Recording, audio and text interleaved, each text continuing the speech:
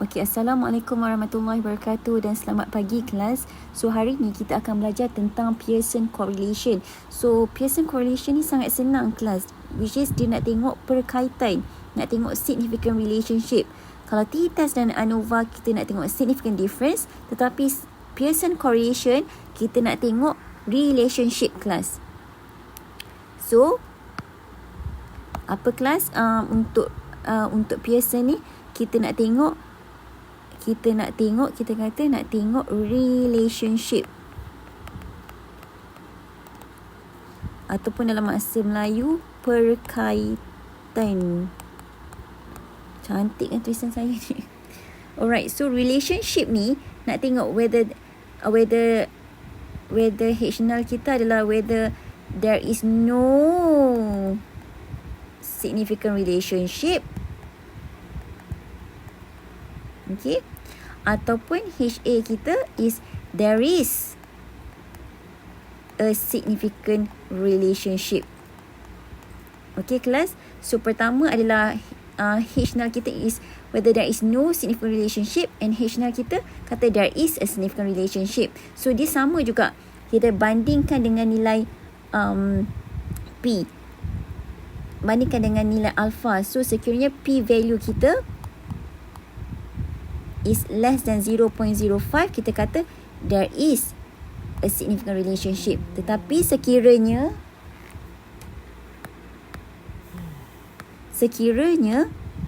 okay kelas, sekiranya P value is more than 0.05, kita kata there's no significant relationship. Alright, so relationship, perkaitan yang kita buat untuk Pearson ni, nak tengok perkaitan apa dengan apa kelas. So kita nak tengok Pearson ni perkaitan antara apa kelas? Antara independent variable dan juga dependent variable. Nak tengok ada perkaitan antara independent variable dengan dependent variable. So independent variable mestilah apa kelas? Mestilah dalam bentuk numerical. Data dia mestilah bentuk numerical ataupun continuous, which means dalam bentuk nombor, dalam bentuk numerical. Okey, maafkan tulisan saya. Ataupun dalam bentuk continuous data kita panggil, which is mesti kedua-dua independent variable dengan dependent variable dalam bentuk numbers, which means kedua-duanya boleh kita cari mean kalau nak faham. Sebab kalau t-test dengan ANOVA mesti adalah salah satu dalam bentuk kumpulan. Okey. So untuk relationship dia mestilah dalam bentuk numerical. Jadi sebelum kita run Pearson, what we have to do class, what we have to do is class, kita kena run untuk numerical dengan continuous data ni, we have to run normality test dulu. We have to what? Run normality test. So kita check dulu data numerical kita for independent variable dengan dependent variable, is it normally distributed or is it not normally distributed. Sekiranya kedua-dua ini normally distributed, then we can use Pearson correlation. So what happen if it is not normally distributed class? So if it is not normally distributed, so what we have to do is we have to use Spearman instead of Pearson correlation. We say Spearman test if it is not normally distributed. Okay class, so if independent variable and dependent variable both are normally distributed, then we can proceed to use Pearson correlation. But if one or both of the independent variable and dependent variable are not normally distributed, we have to use Spearman test. So maksudnya sekiranya kedua-dua normal distributed, it means it is parametric lah. So parametric kita can proceed terus untuk guna Pearson. Tetapi sekiranya not normally distributed, it means it is non-parametric. So we have to use Spearman test, Spearman rank test. Okey, nama penuh dia Spearman Rank Test. Okey, sebagai contoh,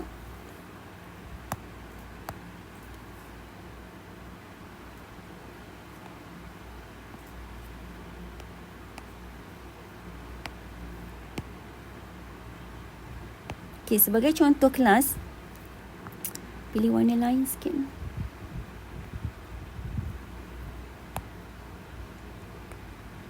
Kita bagi contoh what is relationship. For example, this axis is jumlah masa dalam jam yang diperuntukkan jumlah masa study. Okay, so this is final exam score. Okay, so when we say that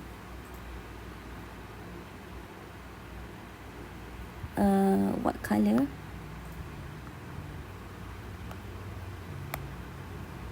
Okay, when we say that our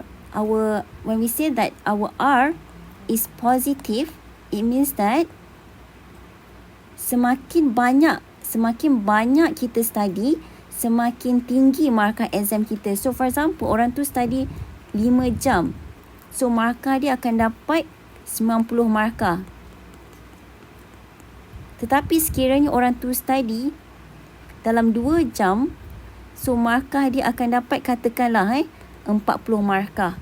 So sekiranya orang tu study sampai 8 jam dekat sini, so markah dia boleh capai sampai 100, which is perfect, markah dia 100. So that is what we call positive relationship. Semakin tinggi, this is jumlah masa study ni adalah independent variable. So yang depend on jumlah masa study ni kita panggil sebagai dependent variable. So semakin tinggi, semakin meningkat independent variable, semakin tinggi dependent variable. So this is what we mean by positive relationship. Semakin tinggi independent variable, semakin meningkat independent variable, semakin meningkat dependent variable. Kemudian what happens kalau R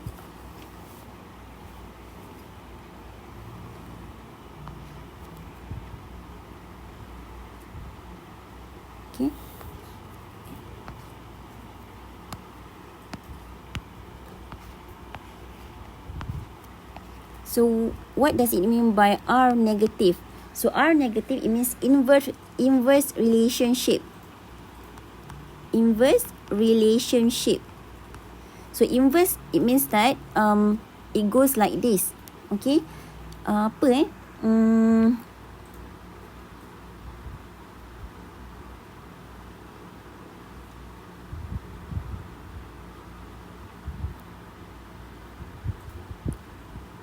Sekejap ya, saya tengah cari idea. Okey, semakin